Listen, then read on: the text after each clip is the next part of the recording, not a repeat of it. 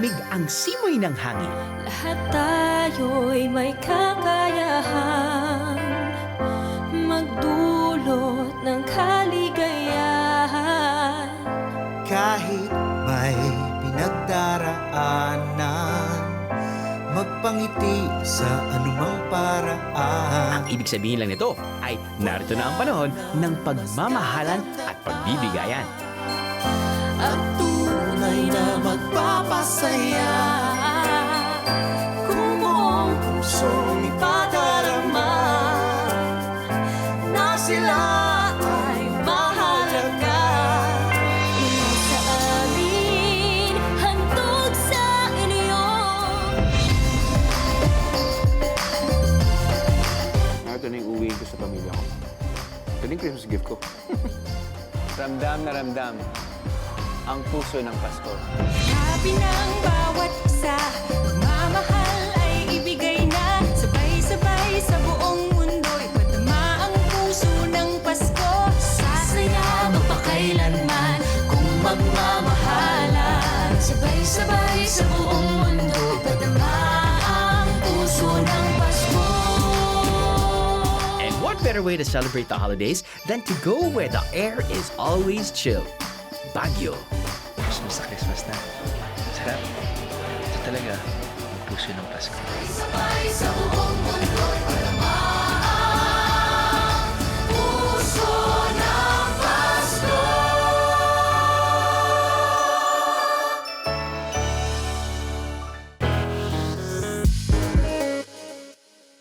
Saan nga ba nagmula ang mga bulaklak na to at bakit tuwing magpapasko lamang natin ito nakikita? Sabi nila meron daw kayong ginagawang proseso para maging pula itong green na poinsettia na to. Tinatawag namin itong blackout Blackout? Oo. Ah, okay. para ma-target namin yung hinahabol namin na Nakulay. kulay. Pero ito, ano po bang edad na yung mga poinsettia na kulay berde na yan? Anong edad? Mga na to, sir, mga 2 buwan na to. 2 buwan. Kapag nakuha na nila Tatay Clarito ang tamang laki ng mga dahon ng berdeng poinsettia, sisimulan na itong takpan upang lumabas ang natural na pagpula nito.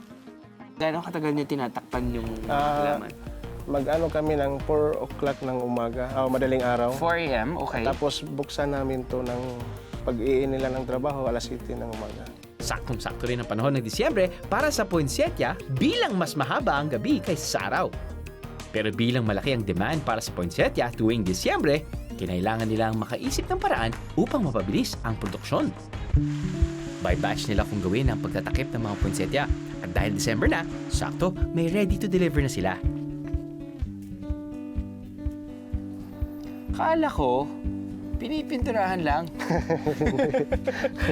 Kasi mukhang parang hindi totoo eh. Parang sobrang matingkad na pula eh. Para siyang actually nagiging fluorescent pink. My color. Ganda. Sorry. Alam mo, ako yung isang taong hindi kasi nagde-decorate ng bahay. Hindi ako eh, mismo. Yung mother-in-law ko, asawa ko. Usually, saan ginagamit to? Kinakat ba? O isang buong ano na yan ginagamit? Isang buo to. Nilalagay nila sa Oo, bahay. nilalagay sa bahay po. Para sa mga turista, pwede niyong dayuhin ang farm nila Tatay Clarito kung gusto niyong makapili at makabili ng poinsettia para sa inyong Christmas decors.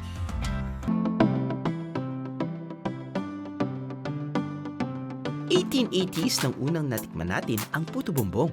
Sa katunayan, nabanggit ito ni Dr. Jose Rizal sa kanyang liham sa kanyang ama noong 1883. I wish you a Merry Christmas, poetic because of the early morning masses. The puto bumbong and salabat which sought to be the enjoyment of the little nephews and nieces. Noon, ang pirurutong na isang klase ng malagkit ang ginagamit sa paggawa ng puto bumbong. Kulay itim ang pirurutong na hinahalo sa glutinous rice, kaya nagiging kulay ube ang puto bumbong. May kamahalan at tuwing Nobyembre at sa ilang probinsya lang sa Pilipinas, inaani ang pirurutong. Ngayon, malagkit na bigas na giniling ang ginagamit. Tapos, ang nagbibigay ng alam nating violet na kulay ng puto bumbong ay ube o gabi na hinaluan ng food coloring.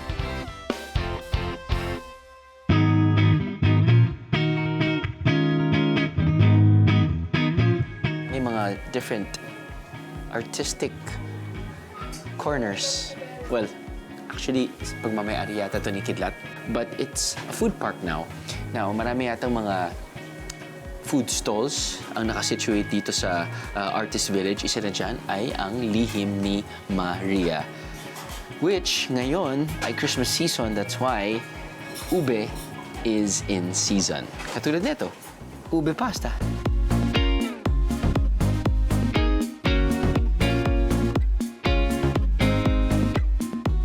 Coupled with ube shake. And puto bumbong pudding. It's not just your usual puto bumbong na i-order mo sa labas ng church pagkatapos mo ng Misa de Gallo. Hell no! Ito, malamig. Ito, malamig din. Pero dito muna tayo. Alam mo, di na uso ngayon yung may appetizer ka, tapos nun magla-lunch ka, tapos nun magde-dessert. Unahin mo ang dessert.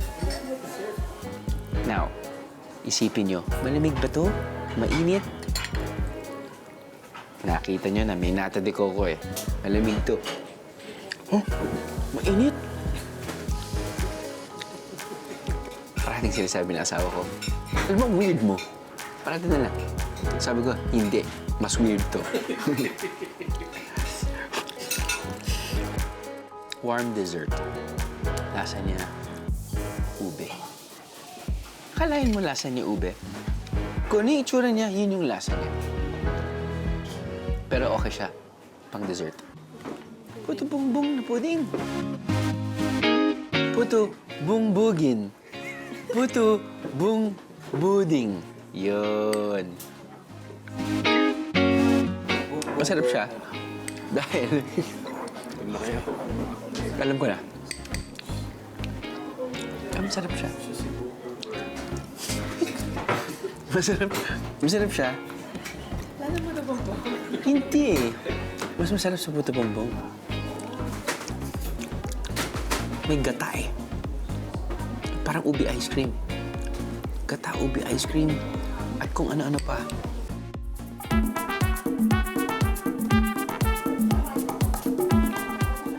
Ay, akalain mo. Lasa siyang ube. Pero refreshing. So, pumili na lang kayo. Huwag niyo lang order yung tatlo. Pag order yung tatlo, dapat meron kayong kasama. For sharing. Oh, baby.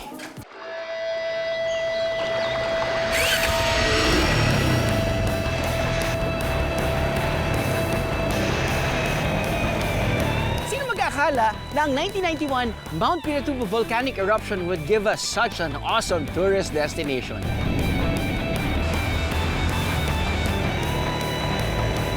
ATV sa Lahar Landscape. Game tayo riyan, Beros. Para sa adrenaline enthusiasts, hindi aabot ng 2 oras ang biyahe papunta rito sa Mount Pinatubo ATV Trail. May mga ATV for rent na pwede niyong gamitin para malibot ang lugar na ito.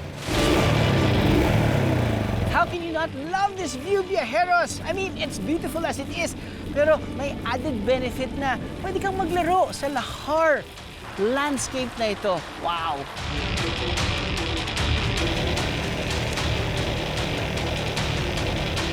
Dumaan kami sa mga river crossings na ayaw mo mabasa, pero mababasa ka. Maputing ang daanan na magbibigay ng masayang experience.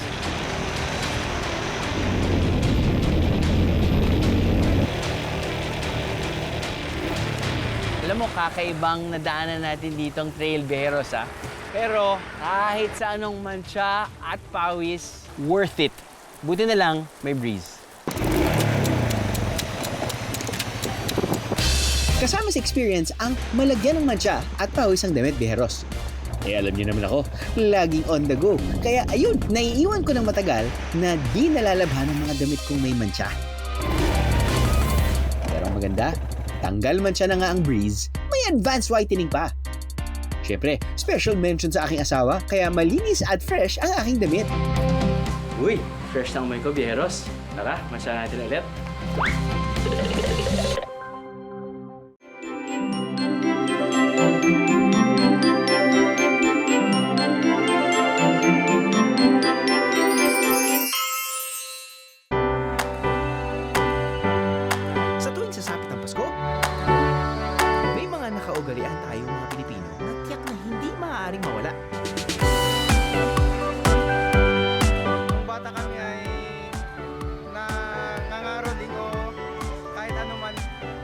binibigyan ka rin ng maraming candy. Nagdi-decorate po kami sa bahay. Nag-exchange gift. Yun ba? Ikaw? Sa amin, salo-salo lang ng buong pamilya. Noche Buena po. Nakasama po kami. Abot kong bumibing ka.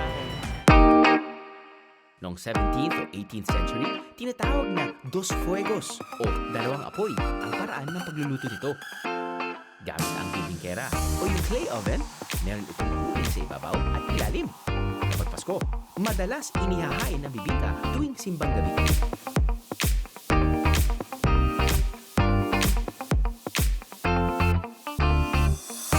Sa Baguio, hindi mo na kailangang gumising umaga upang matikman ang bibingka. At ang perfect na kapartner ng bibingka, ang kanilang tsokolate de Baterol. Swak na swak sa malamig na klima ng Baguio. Nagsimula ang Chocolate de Batirol noong 1996. So, during the early times, ang tsokolate ay siniserve lang sa mga mayayaman or sa mga class na tao. So, si Sir Jojo, naisip niya na bakit hindi natin i-share sa public or sa masa. Alam niyo ba, Bieros, na noong 1670s pa sinimulan ang pagtatanim ng kakao sa ating bansa? From beans, ginagawa natin siyang nibs, hanggang sa maging paste, and then we brew it to be served with love sa ating customers. So we use different cacao beans from different places in order to come up with the exploding tastes of our chocolate. This is why our chocolate is also magaspang or may mga natitira siya when you drink it. It's not the usual smooth drink because it's a chocolate eh.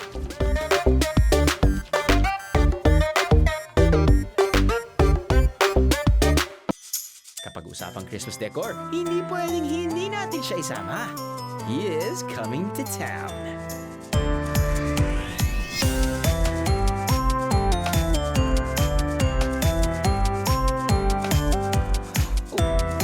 Good afternoon. Hi! Miss Suzanne. Yes. Is it safe to call you Miss Santa? Yeah. Pwede na rin, Yes, pwede na rin. pwede. Your house is very beautiful. Okay. Your garden of Santas is very beautiful. Kailan niyo pong sinimulan tong collection na to? I mean, is it even a collection? Yes, it is. I Okay. think it turned out to be a collection. Okay. Kasi I started with this collection more than 15 years ago. How? I mean, why? Why even start? Why? Yeah, because, well, of course, I've been fascinated with Santa since I was small. Okay. And so when I got the chance to really show that I liked him a lot, then I started collecting. And of Okay. course, I see him as a very important icon for Christmas. Sa dami ng Santa Claus pieces ni Mrs. Claus, Miss Susan, may iilan pa rin na naiba. One of the first are those 3 Santas there. It's made out of wood and really hand-carved. Okay. So that's one of the best Santas that I have, of course, in addition to everything. How many Santa Oh, wow. Clauses do you have? You know, I stopped counting. Which is a good thing. Dapat talaga pag ganyan lang. Kasi, I know, I stopped counting. But do you still buy? Yes, I do. Actually, yeah. I know, right? Part of the collection, I see mga dolls. Yeah. Of course, you have your pillowcases. Ano pa ba? Nutcracker. lahat. Nutcracker. Those are the sports Santa. Parang Snowball. sports. Soccer, whatever, hockey. Okay. The smallest, biggest, most valuable Santa. Yeah. Of Okay. course, the biggest is the one there that greeted you at the door. Okay. Not And that this is one. the smallest. This is the smallest Santa. Yeah. That's the smallest. Alam ko tawag dito. Santa Niño. Santa po ba siya? Yes, naka-reindeer. Naka-reindeer. Naka-reindeer. Ayun o, yung kanyang reindeer. There you go. Yeah. So, The biggest is outside. yeah. Paper mache. And of course, the biggest is the Oh, inflatable. inflatable. Oh, man. I heard that this is not really still open to the public. Not yet. Not yet. No. Actually, it's not open. But if my friends have friends who... Yun, friend ng friend ng friend. Yeah, ng friend. yeah. They can tell them to come here. Friend ng friend ng friend na nanood ng biyahe ni Drew, friend. And Ganun. then, Pwede yeah, ba and then yan? open na. Hindi lang sa loob ng bahay may mga Santa Claus. Ang iba, sa labas din. We also host a lot of Christmas parties. You know. Dapat, di ba? Oh, yeah. Parang it's gonna be a sin. Di ba, it's gonna be a sin kung wala kayong parties dito. So, Wow, look at this garden. Parang, it's perfect dahil, you know, I've been to so many, how should I say this? Houses na maraming Santa collection. But for me, Baguio is such a perfect, inappropriate place because the weather is so cool. I mean, it's cool, cooler than in Metro Manila. And then, this is such a nice setup. The garden is sarap na amoy. Ganda, ganda. I couldn't agree with you more. I love it, love it. Beautiful. And then, yun nga, we also have a place there to have a bonfire. Bonfire, of Yeah, course. so of course, the kids love it because they can roast marshmallows. Right, right. You know? Of course, you need to have cookies and milk for Yeah, Santa. and then s'mores. So And s'mores. yeah. Eggnogs.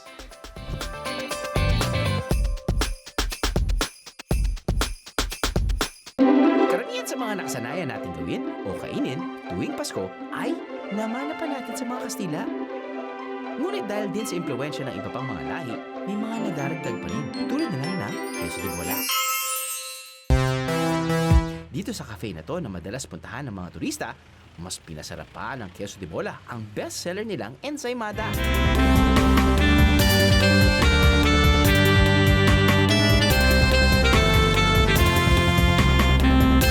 Bawat kagat sa freshly baked ensaymada na to, tunay na magiging sweet and salty ang Pasko nyo, Diyos. Queso de bola sa ensaymada? Check. Poinsettia at Santa Claus na dekorasyon? Check na rin. Aba, hindi pwedeng walang handa sa Noche Buena. The roast turkey on Christmas Day, of course. I mean, turkey with baked ham, and then you have mince pies. You have a nice classic chowder. That's really the classic. We'll say from a Western point of view, from a traditional Western point of view. Nowadays, I always say, simply good food, and then you can build on that. Ang mga traditional Christmas food na nakasanayan ni Chef Billy, mas pinapasarapan niya para sa kanyang mga guests dito sa La Chef sa The Manor tuwing magpapasko. We're inspired to do some of the classic things. Every day is Christmas in Baguio. Well, around mid-December, we start putting on the more traditional stuff backed up with our creative stuff. So from the 15th of December onwards, we're doing, it's just food from morning to night. We did different kinds of oysters, baked and fresh, different kinds of baked, different types of toppings. And we did some Japanese maki and some cured salmon, some steamed salmon with saffron. We did baked lamb rack, sugar-baked ham, which is a classic Christmas dish. Alam niyo naman na tuwing Pasko, every day is cheat day.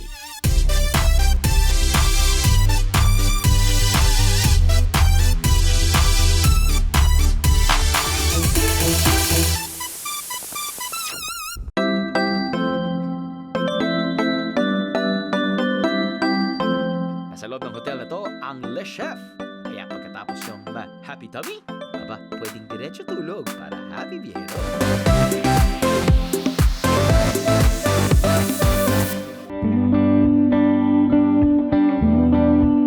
Bakit nga ba maraming pumupunta sa Baguio tuwing magpapasko? Magandang view ng Baguio. Tapos maraming mga pasyalan dito. Number one yung climate natin. Kasi sa time ng Pasko, malamig talaga. Yung pinakamalamig. Talagang maraming pine tree dito sa Baguio, Baguio City. Tapos itong mga pine tree na to nakakadagdag sa lamig dito sa lugar na ito. Parehong mga taga rito at mga turista, isa sa mga dinadayang tradisyon sa Baguio City, ang Santa's Garden ng kilalang hotel nito. Nasa Holland ba tayo? Nasa Dubai? Or nasa Singapore? Hindi ito bago para sa Baguio Country Club. It's their 8th year. They usually open this park to the public last week of October and they close around first week of January. Of course, you're in Baguio, so marami kang makikita ng different flowers. Actually, to be exact, you've got 5,000 different real flowers and around 10,000 which are artificial. As you can see, it's very colorful. It's well lit up.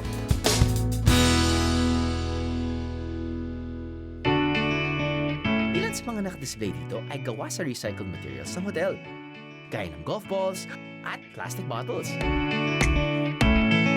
Every 6 p.m., magugulat kayo sa mga employees dahil they are wearing costumes. They're going to reenact the nativity when the clock strikes at 6. It's just a 5-minute program, but I think yung 5 minutes na yan, sulit na sulit. Because besides their performance, meron kang experience na very Christmassy feel na dito nyo lang na-experience. Let's find out.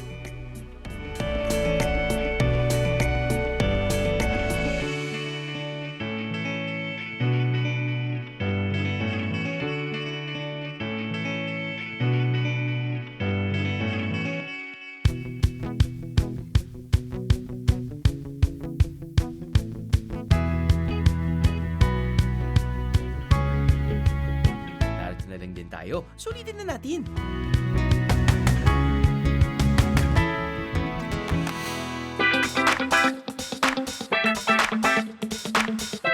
This is a very exclusive inside the kitchen feature ng Biyahe Libre dito sa Baguio Country Club. Now, sinasabi kong exclusive dahil lumaki ako na bumibisita sa Baguio Country Club. Kasama ang pamilya ko, kasama ang aking lolo. Tapos nun, dito kami matutulog. I played my first games of golf here in Baguio Country Club. Tapos nun, parating mag-uwi kami ng masarap na tinapay. Specifically, raisin bread and other types of bread na nanggagaling dito sa kitchen. But before we talk about, raisin bread, which is legendary, nandito tayo ngayon. We will try our best to decorate a gingerbread house. Now, tinanong ko kay Chef, Chef, ito po ba'y posibleng gawin din ng mga turista, katulad ng mga bata? Dahil feeling ko, di ba, parang every Christmas, you want it to be as interactive as possible. Sabi niya, hey, that might be a great possibility. But for now, exclusive, tayo lang muna gagawa nito. Sila Chef na ang bumuo ng mismong pader at bubong gamit ang pre-baked biscuits. Pinagdidikit ang mga ito with icing. And for the design, the more candies, the merrier.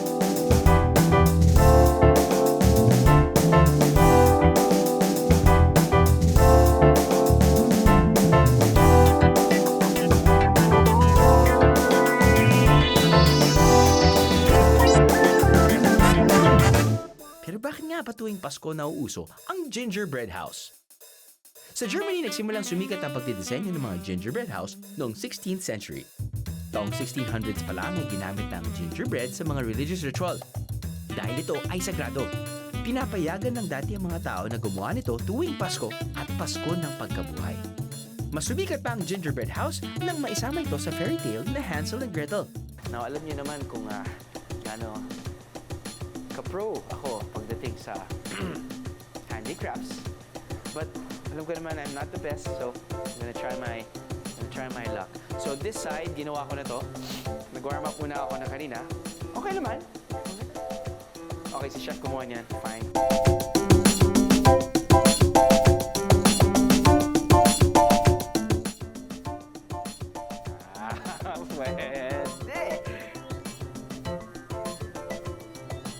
Pwede niyo ba yung intensity sa mata ko?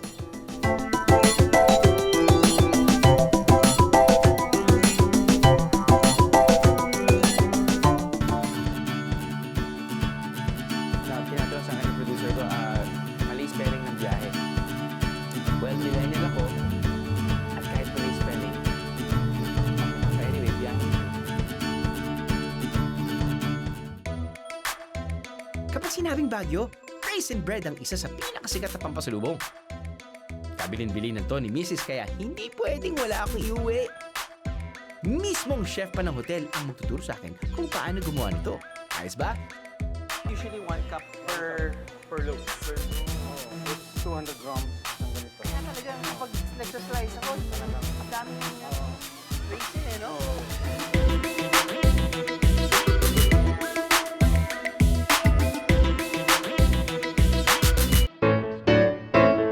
Spread muna, yung pasas. Ganyan. Tapos dito sa parting pinakamababa, panipisin lang dito para once na nagsalubong na yung rolling natin, okay, dikit na dikit siya. Dikit na dikit, okay. So hanggang dito sa may gilid. Ganyan. Tapos talaga ng texture ng bagong bread, no? Oo. Tapos ikot lang siya ganyan. Konting hila. Hila. Tapos roll. Ikot mo siya. Ganyan. I-roll mo na siya. Ganyan. So nakaya na siya. Ganyan. Ganyan. Ganyan. Roll.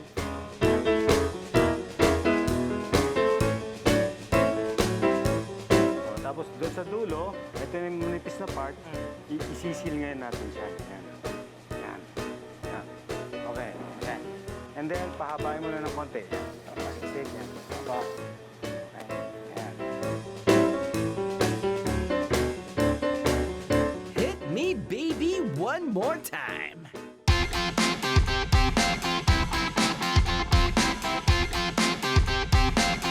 Gano'ng kadami po yung nagagawa nyo kada araw?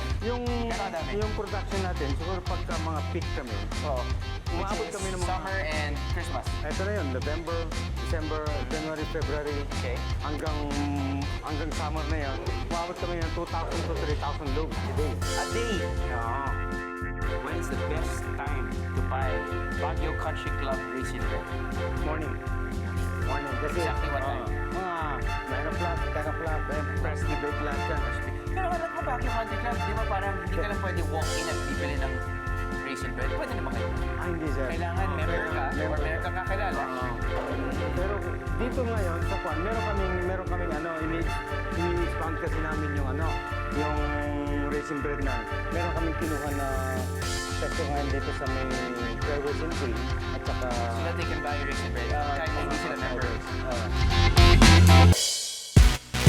Habang hinihintay natin maluto ang ginawa nating raisin bread, gawa muna tayo ng di masyadong kilalang Christmas drink. Holiday drink kung ito ituring na nanggaling pa sa medieval Britain noong 1700s. Sikat na inumin ito tuwing Pasko dahil sa warm temperature at mga ingredients ito na gatas, itlog, na hinahaluan pa ng rum o whiskey. Sarap. Ito talaga. Puso ng Pasko. After a few minutes, Well, one of the perks of having this travel show ay nakakain tayo, nakakapunta tayo. Exclusive sa mga kitchen kung saan yung mga normal tourists can't go.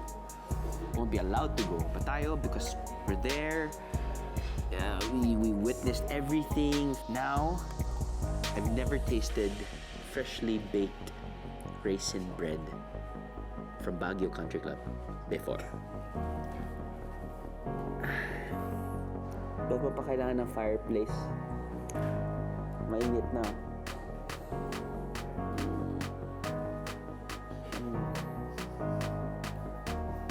Oh boy. Parang gusto mo ang pinitong buo.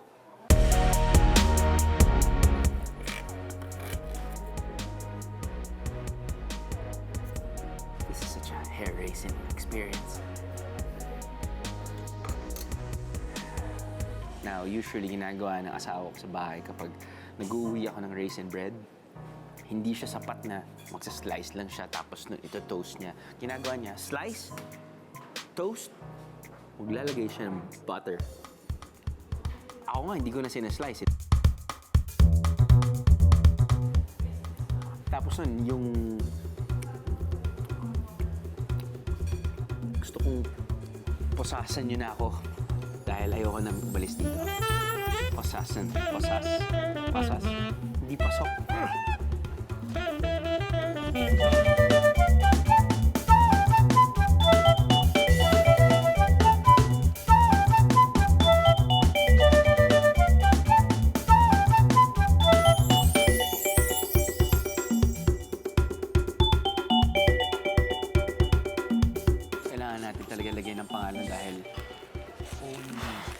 private property.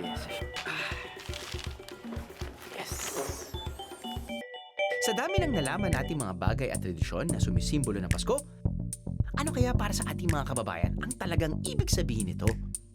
Ang Pasko ay masaya sa amin. Palagi kami magkakasama. Everyday sa amin parang Pasko kasi one big family kami. Madidescribe ko siya for one word as family. Nasa ibang bansa, umuwi sila dito, parang sama-sama silang mag-celebrate sa Pasko. Kahit magkakalayo kayo, nagkakaroon ng way para magsama-sama. Pamilya at pagmamahalan. Yan ang siguradong nasa isip at puso ng lahat tuwing Pasko, hindi ba? Isang pamilya ng mga doktor na tubong Baguio ang Claridad family. At dahil sa kanilang propesyon, minsan naiiba ang pagdiriwang nila ng Kapaskuhan. Your house is amazing. Looks really nice. May maaliwalas. You know what? My dream house is parang maaliwalas. Tapos, lalo na pag Christmas, di ba? Parang you want your house to be lit up. Yes. Happy environment. Right? Right? And I heard that you celebrate Christmas in a non-traditional way. Really right. Well, most of the time, since we're doctors, we spend time during Christmas in the hospital. The hospital? Yes. And, since...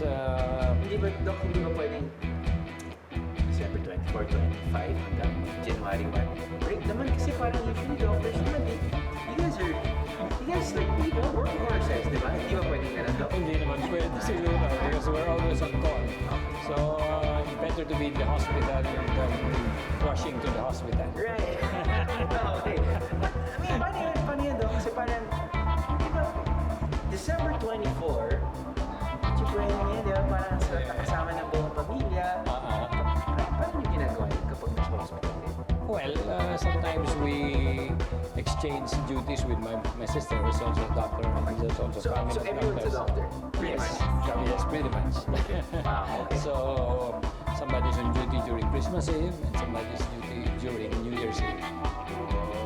We draw lots. Sino sa inyo dyan? Sino ang Pasko? Sino may lakad sa New Year? Sino meron sino wala? So we spend either New Year here or Christmas here. So what we do usually is we also call our staff, nurses, security guards.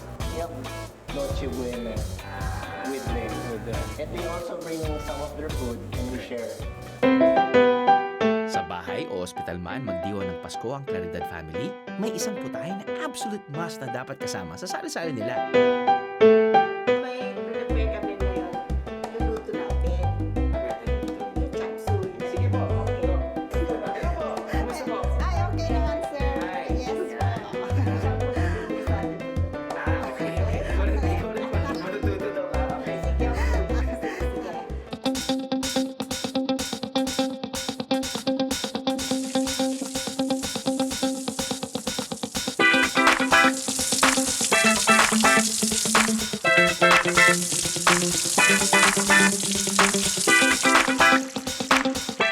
Yan. Lulutuin ko po yan. Para mapag-good shot ako sa akin. Ay, naku, napakagaling magluto ng aking mother ito. Oh. Yes. The best. Talaga? Yes. Pero feeling ko yung lulutuin mo yung chop suey mo. Parang okay lang, doktor. Okay lang. Ayun na. Yung sizzling na.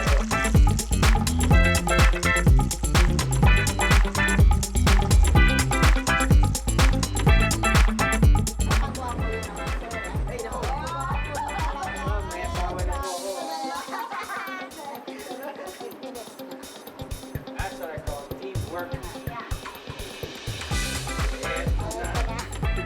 Eto na!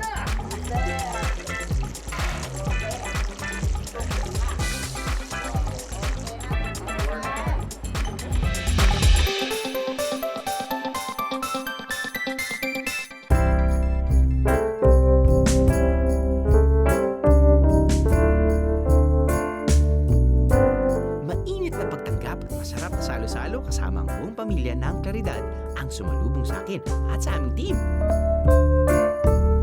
Samahan pa yan ang kwentuhan sa may bonfire bonfire at ang malamig na simoy ng hangin sa Baguio. Oy, Paskong Pasko na nga talaga!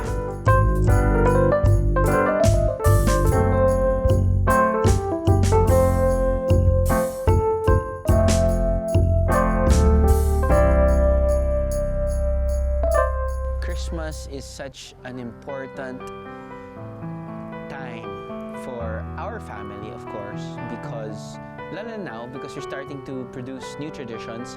We've got 2 kids, you know, and seeing them, you know, their faces lit up kapag meron kaming ibibigay na present. So, ang tunay na puso ng Pasko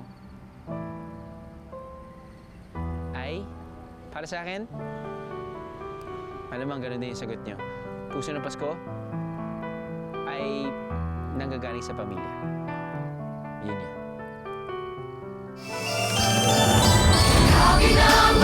Sa inis ng pagbabagong naman, ito ang isipin na mga tradisyon na tayo pinanahigit tuwing magpapasko. Sa huli, babalik din tayo kung saan natin nagawa ang pagmamahal ng walang kapantay. Wala ito kundi sa ating mga kaibigan. Para sa aming lahat, maligayang Pasko, Bieros!